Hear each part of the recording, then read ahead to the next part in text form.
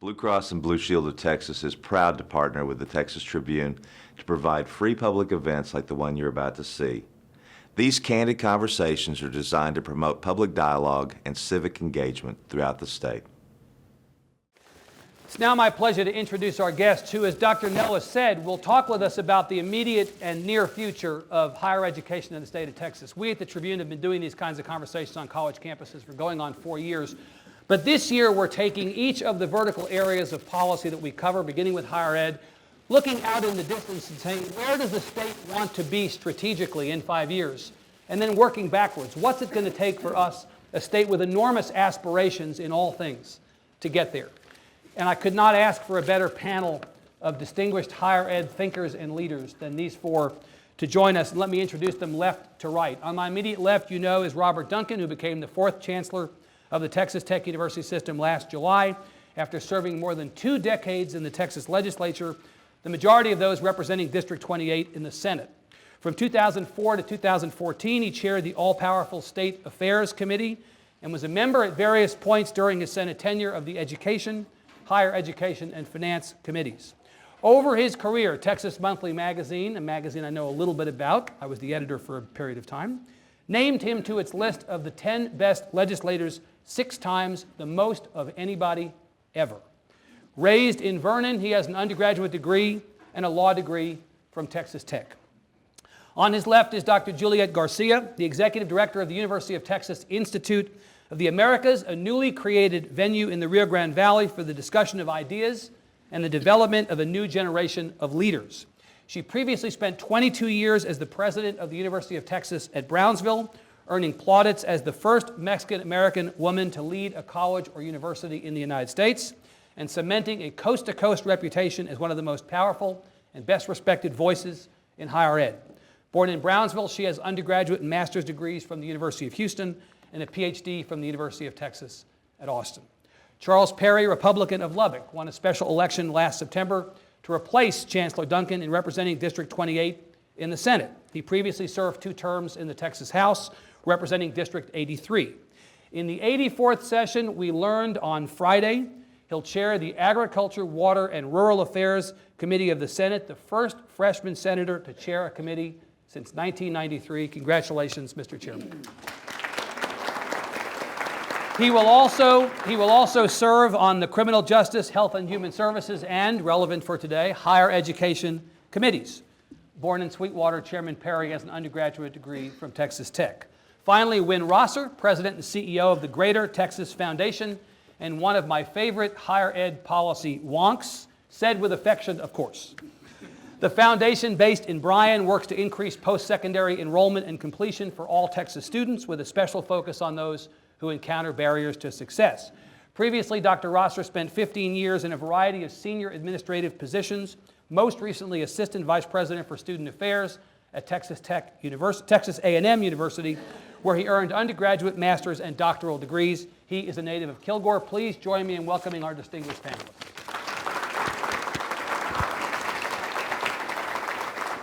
Chancellor, you're our host, so I'm going to begin with you. That seems like the right and proper thing to do. And I'm thinking that right now, as the parent of a high school senior, I know very well this is the time when kids find out whether they've been admitted to colleges and universities, and they learn where they're going to be spending the next 4 years. The 3 big issues in higher ed at any given time are access, affordability, and excellence. So I thought we'd start with access. Are we right now providing adequate access to the school children of Texas, to public and private colleges? Are there enough spots? Are the facilities adequate? And if the answer is no, why not? Well, I think, we began about 10 or 15 years ago closing the gaps, which was an effort through the College Coordinating Board to try to increase accessibility, especially in areas of underserved populations. We've made a lot of progress there, and so access as far as the ability to recruit, encourage students to attend higher education, whether it's community colleges or general academic institutions, I think has improved in the state of Texas. Access as far as facilities, as far as the ability to pay for that is another challenge I think that Texas will have in the next 5 years. We have, for example, in this state, because of different budget constraints, we haven't been able to fund tuition revenue bonds, which is a source of state assistance to higher ed institutions in being able to construct facilities, whether for classroom or for research opportunities. So we're going to have to look at those sorts of things. I think in addition, as a result of the tough economic times we had in 2003 as well as in 2011, we basically cut higher ed pretty significantly. Right. And if you go back, we haven't even, as of last session, when we had a fairly robust economy and a good general revenue outlook for the state, we still weren't able to raise the weighted semester credit hour rate to where we were in 2010 and 11. So those are challenges that we need to do. When we can do that, then we can lower the expectation that we're going to have tuition increases. If we can fund the basic programs with general revenue, bring those rates back up to where they were in a restoration effort, then I believe that we'll have better access with regard to the general academic institutions that we need. Chairman Perry, the state and its leaders loves to brag about our fast growth. We love the fact that the health of the Texas economy outpaces the health of the other 49 states. We got through the recession better than almost anybody else, and we're coming out of the recession. Oil prices, let's hope, notwithstanding, very strong. 1,000 people a day added to the state's population according to the census. Are we doing enough to accommodate a growing population as it relates to higher ed? Are we investing enough? Are we providing enough access? Well, I think the best thing Texas has going for it is growth. The worst thing Texas has going for it is growth. Right. It's a challenge. It's a challenge not only in higher ed, but everything else in the budget. The answer to your question, I think that the employers over this last boom, if you will, have spoke very clearly, and they saw a need for some skilled workforces that maybe higher ed was not meeting. Correct. Or needs to meet. But I think you're seeing a partnering of public ed, community college, and higher ed that you've never seen in the past. And I think that'll continue to grow. So were we ready for the boom when it hit? Absolutely not. Should we have been more ready? Probably. But I think going forward, those partnerships and coalitions that are building amongst higher public and community college level will have us ready for the next one and be better served. Because I think what we're seeing is, I think if anything, the state heard loud and clear that we need to graduate kids that are ready to go to work and be productive at every level, be it public, community college, or higher ed. Right. And we had not done, in my opinion, a good job of meeting those diversity of needs. So we've addressed that need through some legislation in the public ed, interesting enough. And I'm seeing higher ed come in now and kind of embrace some of the HB 5 legislation and taking that and running with it. So the answer is I believe probably 5 years from now, we look a lot better from an educated workforce ready to meet the needs of the employers that are out there. And I think that's been an encouraging process, and I think it was one that we went through with flying colors, actually, made some transformational changes at the level. You know, dual credit is going to become more and more of a higher ed component. Community colleges currently service that need, and that helps address some of the affordability. I think public ed has some financial literacy to go back to and make higher ed funding a priority as you're talking to your kids and they're talking to their parents, that it can't be a one-sided equation for state to fund all higher ed for all kids. It can't be a federal government interaction. So you're seeing that discussion on the public ed. So, you know, what I think we've been guilty of as legislatures in the past is probably working in silos. Yep. And I think that if anything, this boom has brought the need to say you need to work together as a team, cohesiveness. And I think you'll see the higher ed become more of a priority from a parent financial perspective and how you prioritize that need too. So well, I want to come back in a second. We're working on all those levels. Chairman, I want to come back in a second to the state's contribution. You mentioned that, and so did the chancellor, how much the state is contributing to the cost of higher ed. But I want to ask Dr. Garcia, you live in a region of the state that is really changing the most dynamically. It's extremely exciting and a little daunting to look at the population of the valley, how it's changing, and the opportunities we have in the valley to get kids from high school and to some form of higher ed, as the chairman says, maybe technical, maybe 2-year, maybe 4-year, and out. Are you seeing in the valley enough access for the kids growing up in communities like yours, or do we still have work to do as far as the population is changing? The valley is thank you very much for inviting me to the... Oh, thrilled to have you. It's very nice to be here. Yeah. And my first time in Lubbock. First time in Lubbock, how about that? All right, hey. So thank you for Treat her well. She'd go back and tell nice things to the valley.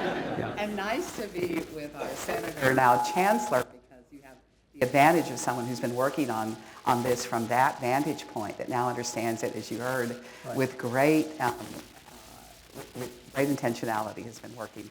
So you're well served, I think, now in this regard. So the question is does the Valley have enough access? And the answer is going to be no. But let me explain a little bit why I think. Because what's going on in the Valley is relevant to what's going on statewide. And maybe I need to pick this up a little bit. What's going on in the Valley is very similar to what's going on statewide and nationally as well. So the Valley is experiencing a tremendous amount of growth. And I'm going to say this in a little provocative way, but you could close every bridge to Mexico today.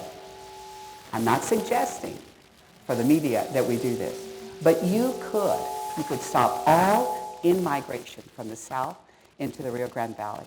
And you could stop all migration from the north because we have lots of winter tourists that become Valleyites as well. You could stop all of that immediately.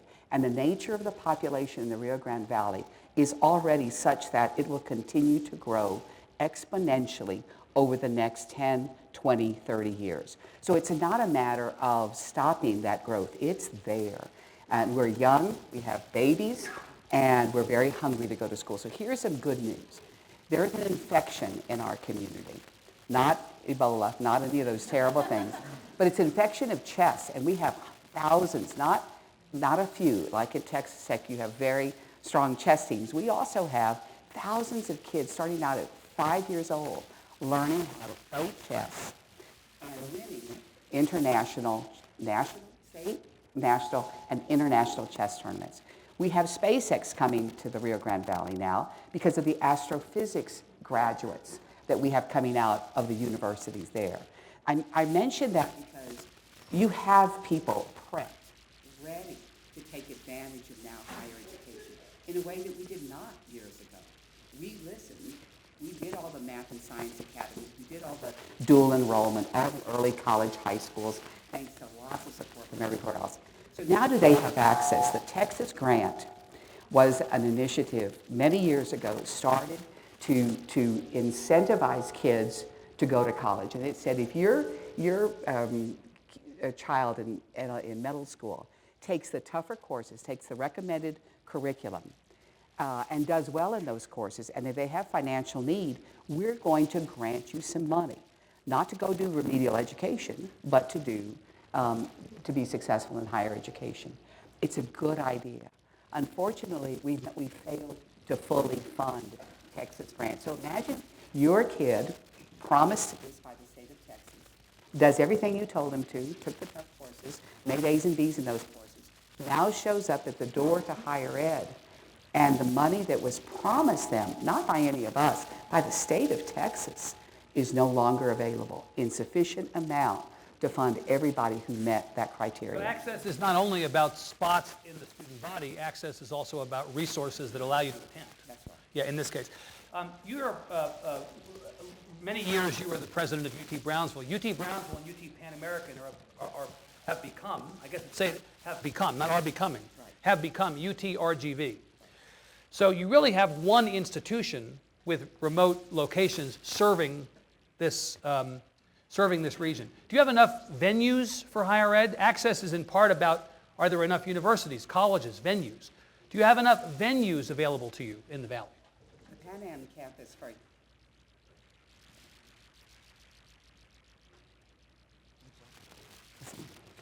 Well, go ahead. So the Pan Am campus, UT Pan American campus, has not, this is one way to shut me up, right? It's been tried. Access to audio. That way you should be talking about access to audio. Go ahead. Go ahead, yeah. Okay, here we go. The Pan American campus had not had a new building for 12 years. They had not had access to the PUF fund, as the senator might remember, and they did not have revenue bonds to be able to build buildings. So think of Texas as a kind of a bottleneck. We have 500,000 more students coming to our university statewide. 500,000. And so you wonder why parents are upset that their kid didn't get into this school or to that school, because you have a little bottleneck when you get to higher ed. You simply don't have enough seats, whether it's in Austin or in Tech or in the Valley, for the amount of kids that are coming to higher ed. And the other thing is, of course, those children are now looking very differently. They look more like me than they do the rest of the panel that are up here. Now, Dr. Rosser, your foundation and you specifically have focused on exactly the problem that Dr. Garcia is talking about. How do you create more options? Leaving aside the question of resources, leaving aside the question of admission slots, what are the options available to kids who want to go into higher ed? It is not a cookie-cutter conversation. It is not a 4-year institution for every kid. Community college, 2-year, technical school. We have to give people the range of options these days. We do, and we are. And so the Senator mentioned House Bill 5, which is a wonderful piece of legislation in some ways. It could be strengthened in others, but it does cause K-12, community colleges, and universities to work more closely together than they have in the past. At least that's the goal statewide. Certainly it was happening in pockets where those 3 areas of education were very much integrated and serving a student population very well. But so why is that important, though? Why we're talking about the future of higher education. The President mentioned that it's important. We all know it is, but I'm not sure that we do. 60% of the jobs in the very near term in our state and the country will require some form of post-secondary credential. And that doesn't mean a university credential.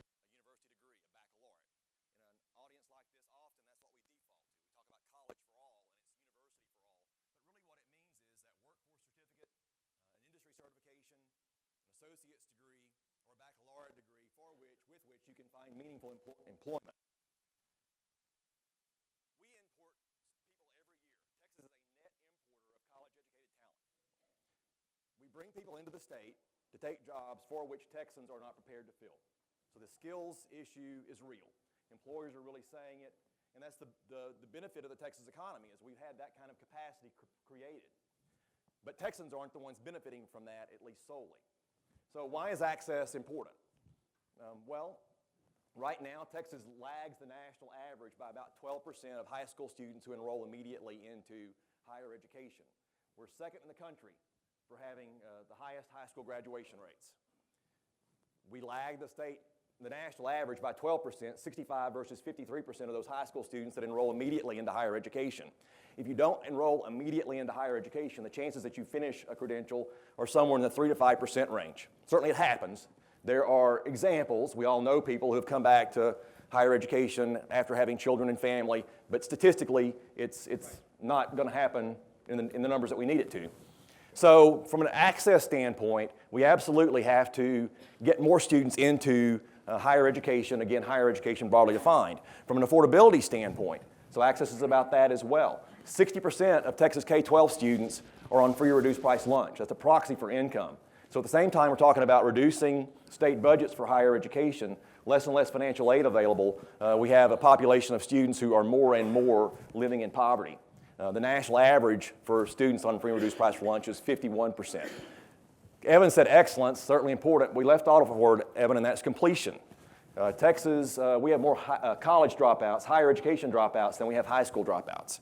So more students start higher education and don't finish than high school and don't finish. So when you put all of this into the mix, this is a critical conversation. And this is the issue, but it's not a new issue. We've been on it for 15 years as a state. We've made a lot of progress, but there's more to do. And so where are we right now? Options are important, dual credit, early college, high schools, this notion that you can finish college credentials while you're in high school. We have 108,000 students taking dual credit right now in our state, about 50,000 of those in early college, high schools. So we have created options, but we need to create more. We have about 1 million high school students in our state, and 108,000 are taking advantage of that dual credit. So it's about expanding access, even though we've grown greatly. Let me take the baton. You mentioned completion, Chairman. The fact is there's inputs and there's outputs. There's a very conservative notion that has preceded you, I know, in the legislature, and that is that we ought to be funding higher ed not on the basis of enrollments, but on the basis of outcomes, of completions. Outcomes-based funding. You hear a lot about this. The reality is Dr. Rosser says we haven't done a particularly good job as a state of getting kids in and out of higher ed. There are only 2 universities, I believe, Chancellor, correct me on this, of all the public university campuses in the state that have a better than 50% completion rate after 4 years, UT and A&M. It drops off pretty precipitously from that. And the fact is we looked at, as Wynn knows, we looked at 300,000 8th graders entering the Texas public schools in 2001, tracked them for 11 years. So out of high school and then 6 years out of high school to see how many of those entering 8th graders had achieved some form of higher ed completion, 2-year, 4-year, some higher ed certificate. It's fewer than 1 in 5. If you're black or brown, it's fewer than 1 in 10. If you're economically disadvantaged, regardless of race, it's fewer than 1 in 11. We're not doing a very good job on the back end as well as on the front end. That seems to be a big problem for higher ed. And I'm glad he raised the issue. I don't know if it's better. 50%. So here we are arguing or having the debate that we don't have enough seats, yet we know that statistically 50% that take up those seats are not going to have completed. So I think it comes down to a little bit of, and it's the holistic approach. You know, a lot of kids go to college because they don't have any other plan. That's just what they're supposed to do. Right. And so I think through public ed and community college opportunities opened up through some of the things we've done as a state, maybe you won't get the kid that's not, that doesn't believe education's relevant, that's just something he's doing or she's doing. So I hope that we see the dropout rate in the public school system, number one, but in number two, when you get to the higher ed, I hope it's that level of student that's really the path they should be on, and that community college is used as a filter to pick up the HB5 stuff and put that kiddo in a job that's relevant and important to them, and they see the advantage of it. But I think it's just as much important as the input and the quality of the student, not demeaning, but a kid that really wants the higher ed route or deserves or needs to be in that higher ed route because they have a skill set they seek that demands that. But I think in the past when we had a high school program that said 70% are irrelevant, i.e. we're going to work on the 30% and push them through to the college level, because that used to be what it was, 70-30 split, 30% went to the higher ed level, then by default we were putting 30% in there, and we have the statistics fall out of that. So having other options than just higher ed in the public school system is going to help alleviate some of the 50% process. Chancellor, the fact is that even at Texas Tech, which is one of the better schools in the public university constellation at getting kids in and out in a reasonable amount of time, I'm going to just take a stab here and say you'd like to see your numbers be higher. Certainly we would. Yeah. And it's certainly a goal here to do that. There are a lot of factors involved, of course. A lot of it has to do with your admission standards. If you look at A&M in Texas, they have high admission standards. So right. Those students are probably better prepared than a lot of other institutions. Texas Tech has fairly high admission standards as well, probably one of the common denominators as to why certain institutions do better. You know, in the last several legislative sessions, we've dealt with the issue of should you have incentive-based funding or outcomes-based funding with regard to higher ed. In other words, we will give you more money or we will penalize you, one of the two, if your graduation rates don't improve. Below a certain level, right. And the whole problem with that is that one size just definitely does not fit all right. in higher education. And so you're going to have these outcomes-based funding ideas, I think, pattern more on an institutional basis with institutional goals and how do you grow and meet those goals. Right. I think that the coordinating board right now is working on a proposal and has a proposal out there that allows for additional funding as incentive funding if you meet certain metrics. And I think that the key to that is each individual institution has to have a different or a metric that's designed for its type of student body. If you look at UTEP, which probably has one of the lower graduation rates, they have a lot different student body population than we have at Tech or UT or A&M. Well, in fact, President Natalicio at UTEP is famous for saying that there's a local train and there's an express train. Some kids are going to be on the express train, but a lot of kids, given their circumstances, family, professional, they've got to be on the local train, and we should honor the destination, not the journey. I think she's right. I've listened to her several years over the past, and I think she's on track there. But again, I think each institution has to measure its own success, and that success then should be rewarded with some incentive funding. When you were Senator, Duncan, and as Dr. Garcia points out, you were a maker and now you're a taker, as it happens. You were on one side, and now you're on the other side. Well, I still have a... My words, not yours, I acknowledge. I can find a balance on that. Chancellor, when you were Senator Duncan and Senator when you were Representative Perry, you both had the opportunity to consider the legislation that you've referred to, HB5, which, among other things, some believe pushed the problem through the public ed pipe into the higher ed pipe, which is to say, some believe that legislation diminished the rigor necessary to graduate from high school, forcing all of you to take on kids who may not be as well prepared to be in college. Is that one of the issues now? I don't think so. I think, that's really, I think, some will disagree with me, but I think it basically goes around the Algebra 2 debate. And I think most of the institutions are requiring Algebra 2 anyway. And I think that's an issue that we continue to need to address and look at as we go through the process. But I think House Bill 5 actually starts the process of career planning and education, higher education planning at an earlier phase. And I hope that we allow it to work, because it's going to take several years for this to really... Before we can even see how it goes, right? Yeah, to even develop, because you're going to have a greater emphasis on counseling at these earlier ages, and the ability of parents and students to understand what these different degree paths or diploma paths provide. Dr. Garcia, do you think we've changed the world in such a way that it's harder for higher ed to take these kids on? I wanted I think it might be, but I wanted to get to the point that was brought up about preparation for college. Because the research that has been done would show that if you and I were equally prepared to go to college, we'd taken the same rigorous curriculum, and the only difference between Evan and myself is that I was high socioeconomic level, and Evan is low socioeconomic level. The probability for me getting out of college is 5 times greater than it is. Now that's holding flat, that is equal, that preparation. So preparation is one of the factors that helps in predict whether or not a student's going to make it through higher ed. But just as important is whether or not they have money to be able to go to school, money to take care of their children, because many of our adults are with families, money to live in married student housing, as many of us did when we were going through school, jobs that are relevant to their education on a campus. People don't want it as handed to them. They're willing to work for it, but they need to have, so when you talk about the holistic approach, I think it's a very important part of it. It's not just a matter of numbers in. It would be very easy for Tech or for Brownsville or for any of our schools to change our output. We could do it in 1 year, but I would narrow the funnel of the kind of student that I admit to UT Brownsville or Texas Tech. And that may be the opposite of access, in fact, right? That's exactly right. It's the At the opposite of very access. time that we should be expanding it. So it's harder work. Right. It's like not sending your sickest kid to the best specialty hospital. You know, we can't all get sent to that school, but we sometimes have those with greater need. Right. You know, at those schools that have less resources to provide for those students. So it's a difficult environment. Dr. Rosser, I've heard money come up in various forms on this panel so far, and I think that Dr. Garcia just put it correctly, that it does get to the personal financial situation of a lot of these kids. That's at least one contributing factor to how quickly kids get out. We know in this country now that student indebtedness has passed credit card indebtedness as the #1 problem of debt in this country.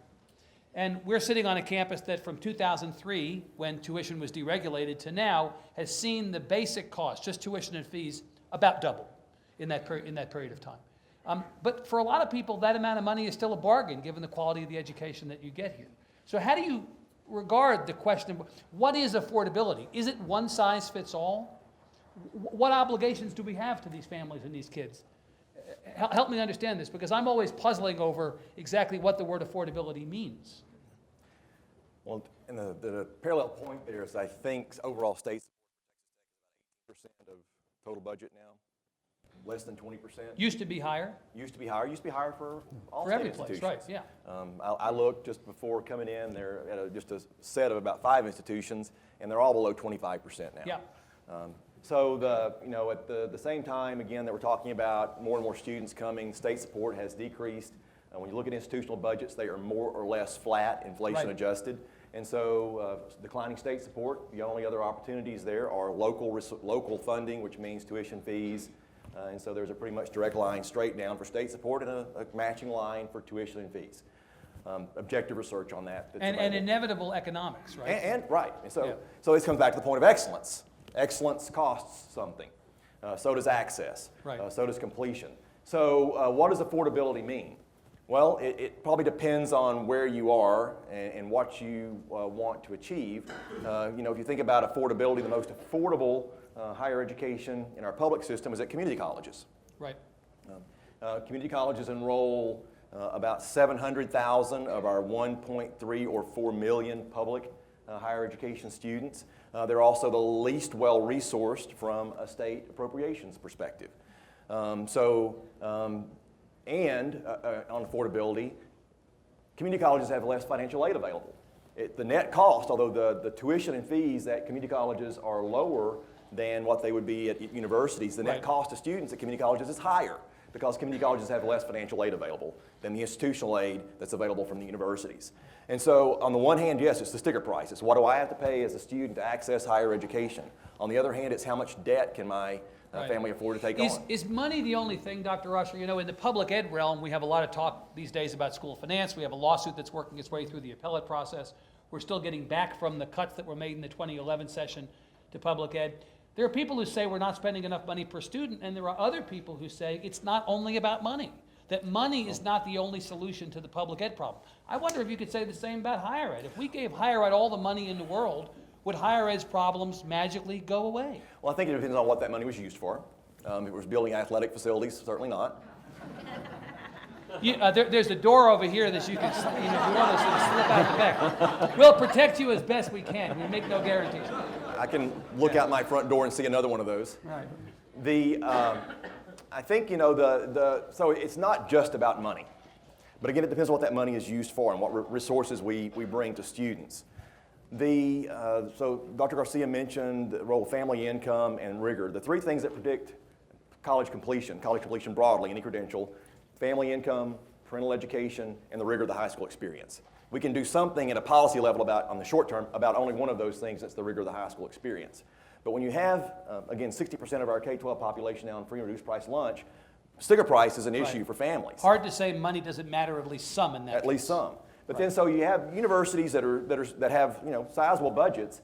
If you simply, let's say, we're going to make community college free for all citizens. We know that there are students right now on gold-plated financial aid packages who don't complete their college credentials. And so it's more than just having the appropriate financial aid. There's a whole set of supports, especially students who are from underserved populations, that they need. And that's the goal or the role of dual credit in early college high schools. But the thing that's clear is if you raise the expectations and you support the students, you don't give them things, but you support them, the students will succeed. They'll rise to the occasion. We have a lot of evidence now with the students that are enrolled in early college high schools and dual credit where that support works. And so affordability is also about, I think, what services can the institutions afford to provide for the students, and then where do those services come from? Mr. Chairman, I know you and have observed you in the legislature well enough to know that you are absolutely not in the money solves every problem camp. Is that a correct characterization? Correct. That would be correct, yeah. So then square the circle for me here. So what is enough? How much is enough? Where should it come from? What should the balance be? And I don't know, there's some. I want to say a couple of things. Number one, just because it's more expensive doesn't necessarily make it best. I think we've fallen into that at some level, that obviously if this person can demand a $500,000 salary, he must be better than the guy from West Texas that gets up and go to work every day for $100,000 teaching the same class. My experience with higher ed was those people that put their relationship in mode, teachers that are engaged in their students. I see that in private and public, and the kids walk away with a positive experience. So it's not always about money. Number two, the state's done some very well-intended things that have absolutely exploited the state budget to financial higher ed. And I'll give you an example. We have a legacy fund. 2007, it was $19 million to the state. It's to pay college for our veterans. Everybody wants to support your veterans. That's a $169 million price tag today with all of the downsizing of our troops. It's projected to be over $300 million by 2019. That is an unfunded mandate, well-intended, and probably needs to be carried on at that level, but the state can't look to an institution that proposes a 2.4% increase in tuition and turn around and have a legacy cost to the same institution in excess of that. So you believe the state should be providing more resources? So we can do some things that doesn't impact the student negatively by just fixing what we did as a state. And I'm interested in looking at it and having that debate this session. Third thing, and it's a personal experience, and I know that times are a little different, but You know, my parents grew up or raised us with 2 salaries from city employee level. And so they weren't making a lot of money. There was 5 of us. I worked offshore and in the oil patch in summers to pay for college in the fall and the spring. And you know, we need to get back to the fact that making, as I said earlier, you got to kind of make that a priority. You can't have an unlimited data plan in a new car every year and then scream that we don't have money for my kids' college. I mean, we need to get back into parents Right. and families being involved in that scenario. And I know that tuition costs are higher, but I graduated tech, and my first job was with a big 8 accounting firm. It's $22,000 a year. So put it in perspective. Right. So there's some things there. I think it goes back to it. You know, I hate to use this, but a village to raise a kid, so to speak. You can't fix one avenue and not deal with, as you've brought out, I think, all of the prospects, parents, and it goes back to HB5 and career counseling, and all of those things work together in tandem, in unison, if we're diligent in pursuing that. Right. I don't like the outcome-based, and you know, if you tell me that I have to have a better outcome, I'll just devise a test that everybody passes, So and you the outcomes are basically good. rigged the So system you've so that rigged the your system, outcomes are so better. Right. so it's all of that together that changes this dynamic. Your colleague, Chairman Perry, Chairman Charles Schwertner from Georgetown, has proposed re-regulating tuition in this legislative session. He's come around to the position that maybe we've gotten a little out of sync with where we want to be, and he wants to basically come back to re-regulating. Would you be a vote to re-regulate tuition? I knew you were going to ask me that question for some reason. Got to have a little bit of controversy. Let me tell you what I've been told, and I've had 2 higher ed institutions set in front of me. They produced a chart that showed prior to dereg, their tuition was averaging about a 9% increase every year.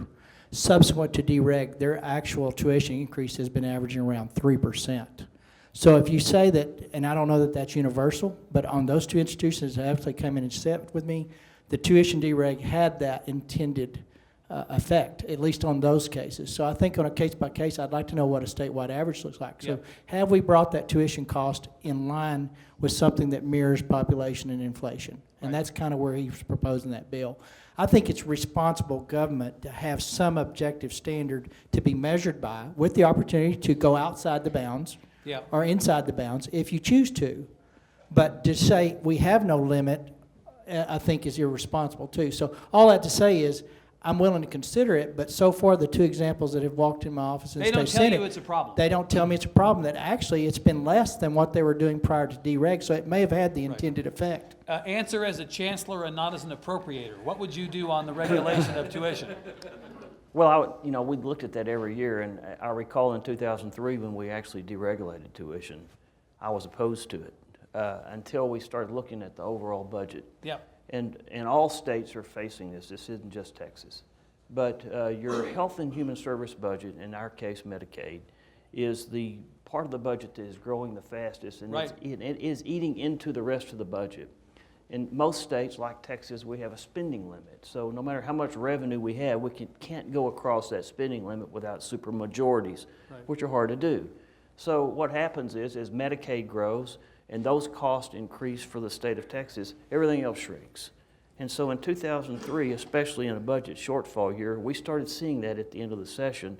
And I think I'll speak for myself and others.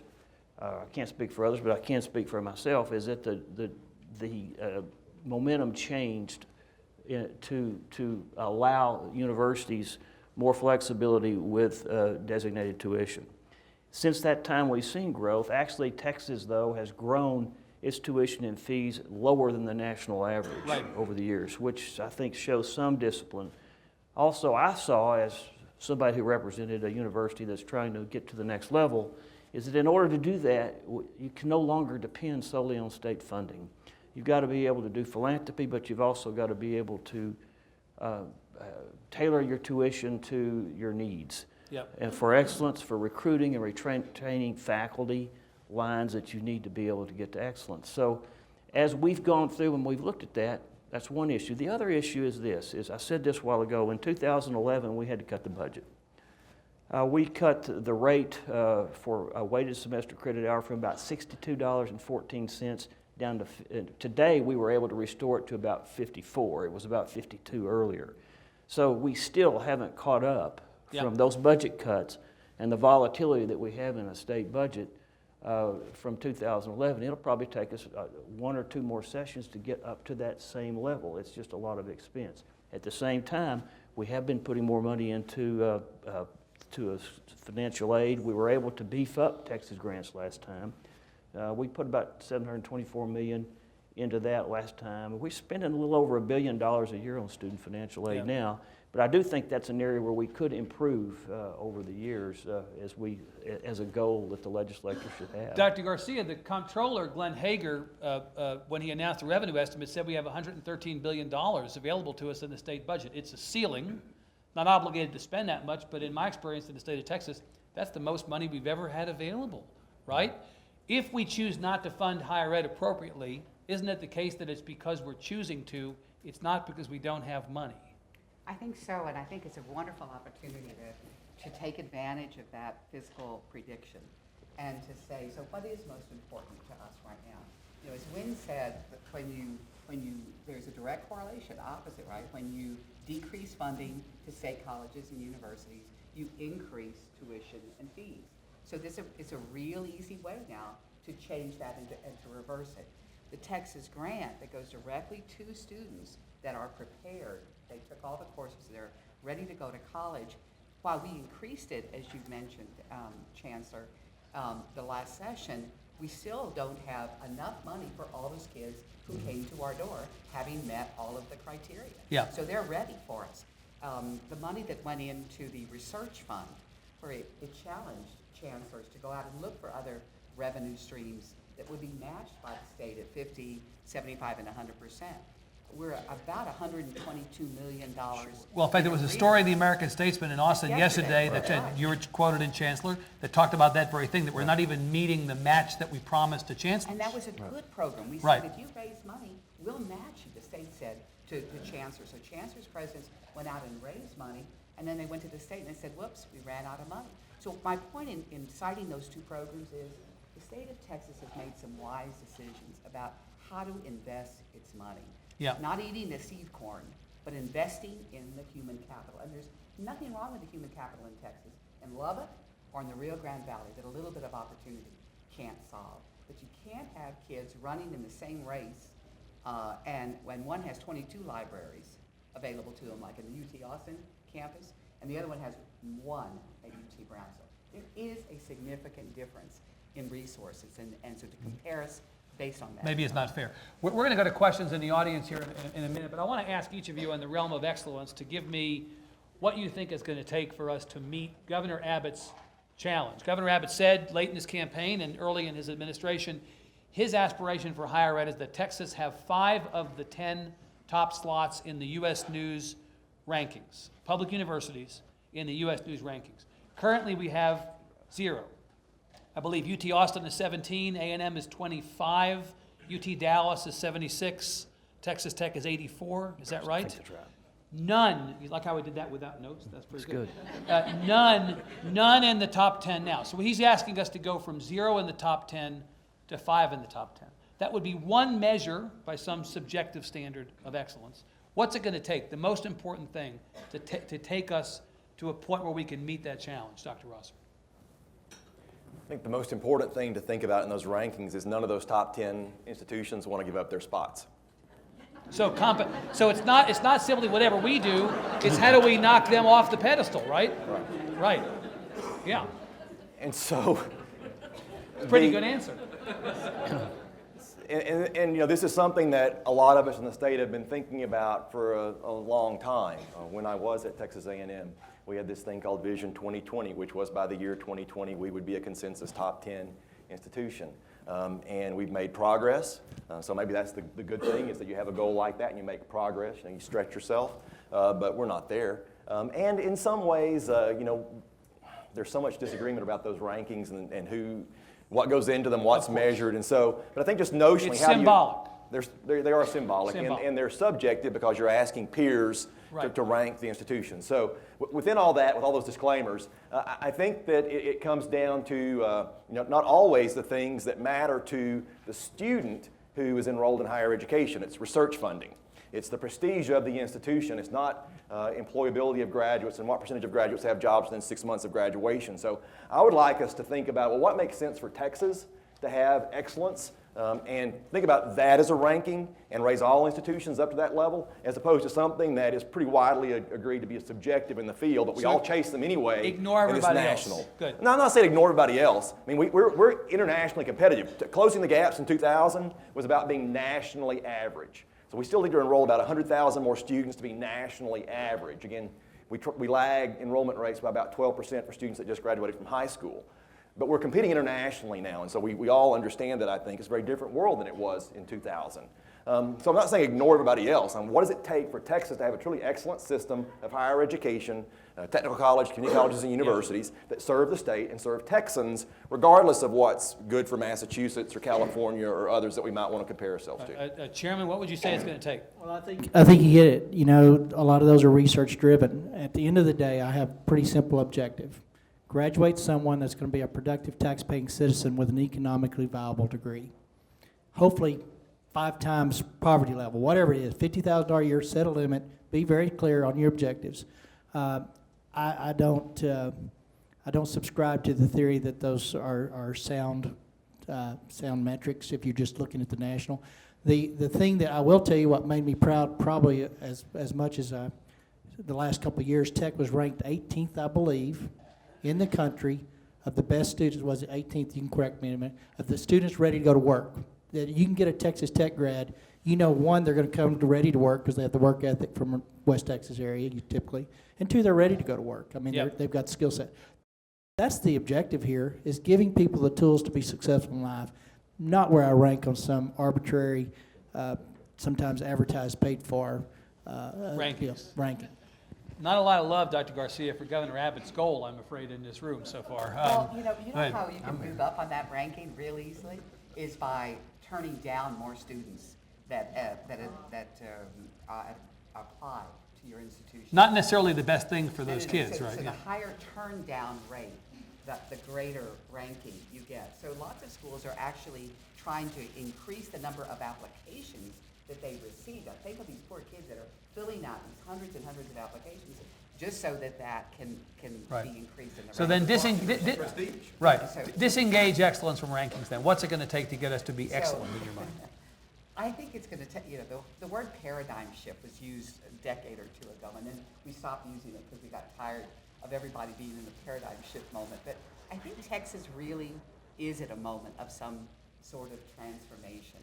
You know, my fantasy is that our governor would someday say, not, what are we going to do with all these Hispanics, for example, right? And I see it, I can feel it, and when I give a speech called, oh my gosh, what are we going to do with all these Hispanics? Because you know people are worried about it. And so then I say, here's the answer. We're going to educate the holy shillelaghs out of it. We're going to make them into chemists and doctors and lawyers, and they're going to build your buildings, and they're going to take care of your children, and they're going to perform transplant pediatric surgery on your babies. That's a paradigm shift. It's not a negative, it's a very positive, and they're going to do it, if we do our work right, they can do it in 2 languages. And while we did not invent a global economy, we sure should take strategic advantage of being prepared to have one. So the paradigm shift of not, oh my gosh, what are we going to do, but here's how to strengthen this. Excellent answer. Chancellor. 2009, whenever we could see in Texas that the rest of the country was starting to go into an economic recession, and we were doing a little bit better because we had natural gas production in the Barnett Shale going, we made a decision at that time that, hey, we're going to go out and compete for the best faculty we can get in this state. And we created the TRIP. We created the NRUF at that time. We put money in the Research Development Fund, and we put money in the Competitive Knowledge Fund, which allowed universities like Texas Tech, University of Houston, University of Dallas to go out and recruit the best faculty lines they could for research to be nationally competitive. And that is the goal that Texas has adopted in 2009, and we've tried to stay with it.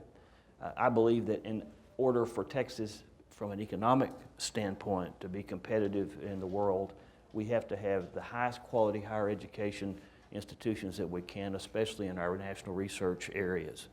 So I think that that's a great investment, and I'm excited about what Governor Abbott has proposed for Texas in that regard. I think it's an exciting time for us to be able to excel in this country. I know Texas Tech is on the verge of that. Just to be AAU-like and strive for those goals improves the quality of what we're producing in our higher education institutions. So we did that, and I hope that we stay with that. I think it's a good goal for Texas. Excellent. We have a few minutes for questions before we let these guys, and especially Chairman Perry, bolt the door. So let's go ahead and want to be sure we get you out of here on time. Yes, sir. Question? Thank you very much. I don't know if all the microphones are working, but I appreciate the discussion, but one of the things, except for Chancellor Duncan's comments at the very end, we're focused on was the student piece of higher education in Texas. Yes. What we're missing, I think, in this discussion is the fact that higher education are centers of innovation. They're economic engines for Texas. They're job creation centers. And so I thought maybe it'd be possible to elaborate on that aspect of universities and higher education in Texas. Right. Chairman, the fact is that even if we don't think about higher ed as an issue of education, we certainly have to think about it, to the questioner's point, as a contributor to economic development, right? Yeah, I think if you don't include your business, your employers in that discussion, I think Tech is leading the way on doing that. You're going to graduate a bunch of kids that are not trained for what the employers asked. And I see this through Duncan, not you, the other Robert Duncan here, some of the entrepreneurial stuff that's going on at this institution. That has to be transferred into our higher ed, or again, we have a bunch of research qualified with no practical students coming out of it. So that has to be part of our higher ed commitment to make sure they're educating kids for what the employer of the future needs. I'll And respond Dr. to that. Garcia, So, yes. University of Texas decided several years ago that it was going to focus on commercialization of science and technology and take what was going on in the labs and try to interpret that into startup of new companies, et cetera. And so every university in the UT system has been charged with making sure that we communicate what's going on in the labs to actually some sort of entrepreneurial activity. SpaceX for us is wonderful because it's coming to launch its first commercial rockets in the world there. But also next to SpaceX is Stargate, and that's going to be a place for commercialization of the kinds of things that come out of SpaceX, and we'll be manning it with, or womaning it with students who are graduating in astrophysics. And so UTRGV will actually have a connection to this effort. That's right, and the reason we were able to do that is because we got some, Governor Perry gave us some money, we got an investment from UT system as well, and then locally we did it. So working hand in hand to commercialize is going to be key for our students. I want to respond to this because if had the conversation gone differently, I would have talked a lot about this, so I'm glad you raised it. So in the state of Texas, much like the nation, 70% of our students stay local for higher education. The flagships are critically important. I'm a graduate of one. The other is a large grantee of ours for what they're doing beyond the 40 acres. But this is a local game, and I like to think about ecosystems. And so it's the local K-12 district with the local community college and technical college partners with the local regional universities where this is going to happen, and it absolutely necessitates the involvement of local employers in those local regional economies. So it's not only about, I think, the research and the innovation, the things that have international implications, but it's about serving the employers and the population of students who are coming to the doors to get jobs locally. And then how do you respond to what those local employers need in their workforce, not 4 or 5 years from now, but in the next 30 to 60 days. So when you think about the infrastructure overall, we think too much about, and even state policy discussions are dominated by the flagships when there are 1.2 million students enrolled somewhere besides A&M and UT. Man. Do I have to stand? Carol Morgan. I've heard rumors, every legislative session, that the top 10% of your graduating class automatic acceptance is going to be terminated. What is the truth to that, and what's your opinion on that? Chairman, is that that provision at risk? It's up every session. I have not heard that this year, though, so I can't speak to it. Do you have a point of view? You know, I see the merits. It kind of goes back to the dropout rate, but at the same time, what about that kid that was 11% and would have been the next brain surgeon that solved cancer or something down the road? I mean, I hate to put those arbitrary numbers on it, but it kind of goes back to all of the things we've been talking about. But I have not heard that discussion this year to date. And is UT moving back to 8% next year instead of 7%? I'm a graduate of Tech, so I don't know what UT's doing yet. I'm sure they will come and talk. UT's always doing something, and very seldom do I probably think it's a great idea for Tech at all.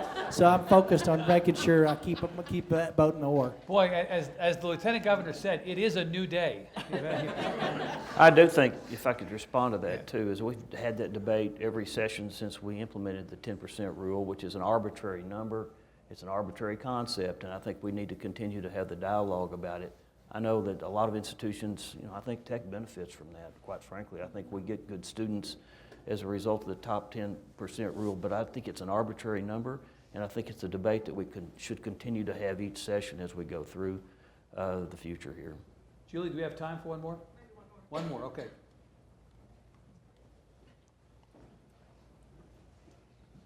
All right, sir. Yes. Tom Martin. I teach a graduate course here at Tech since I've kind of semi-retired. Yes. And it's in political science and public administration. And in going with what Dr. Rosser was talking about with the rigor of the high school experience, I want to talk about that in just a moment. This last year, because we had such a crush of enrollment, I ended up teaching an undergraduate class, the second of the two required political science courses. The first had 60 students, the second had 40. And I asked a question at the beginning of each of those two semesters. The question is, how many of you have read the U.S. Constitution? And in the first class out of 60, there were 2. And out of the second class of 40, there were 0. Now, I'm sure that a copy of the U.S. Constitution was in all of their civics books in high school, and these kids are from all over the state. So something's wrong there, and I think you could take my experience, and you could go to anybody in math, science, or anything else, and you're going to find out that whatever we're turning out of the public schools is not preparing these kids for college. Let me let Chairman Perry go ahead and I answer. would say it this way. I think I'm still, okay. I'd say it this way. Tech has Western civilization. It's privately funded so that it doesn't get all the other stuff in there. And that kind of goes to a lot of the concepts that undermine everything we've been talking or shore up. I wish the Higher Education Coordinating Board would pretty much make that a requirement and keep it pure so that it can be taught, and then it would help shore up. We do have a deficit of patriotism in our school system today, and it filters through. But that's just a personal opinion. That's all you got that you paid for. I got to get. I'm sorry. All right, Chairman, thank you very much. Okay.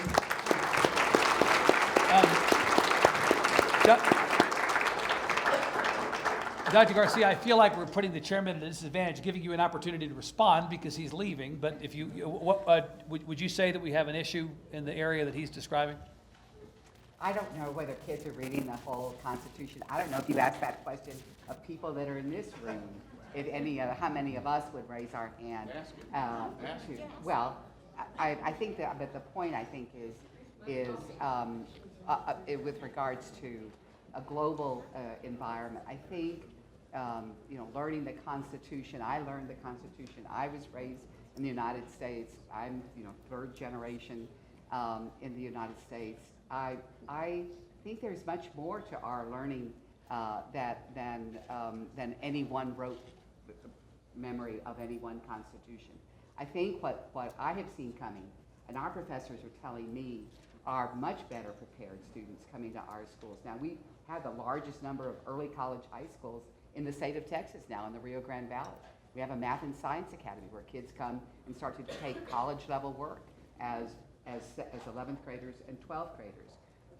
And where I would join you in an argument is the apathy of voting behavior, and we have in our state, and it is horrendous. If we could change anything at all, and it would change the paradigm for many other issues, would be to initiate programs that would help students understand their responsibilities. What we do know is this: the more education a person has, the more likely they are to be an engaged citizen, which means volunteering, and it means voting behavior.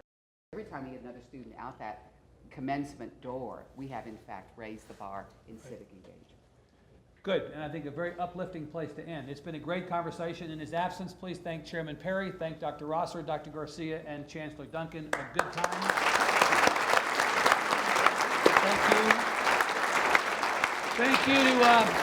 Thank you to President Nellis, to everybody at Tech, and especially thanks to all of you for sharing part of your day with us. Thanks a lot.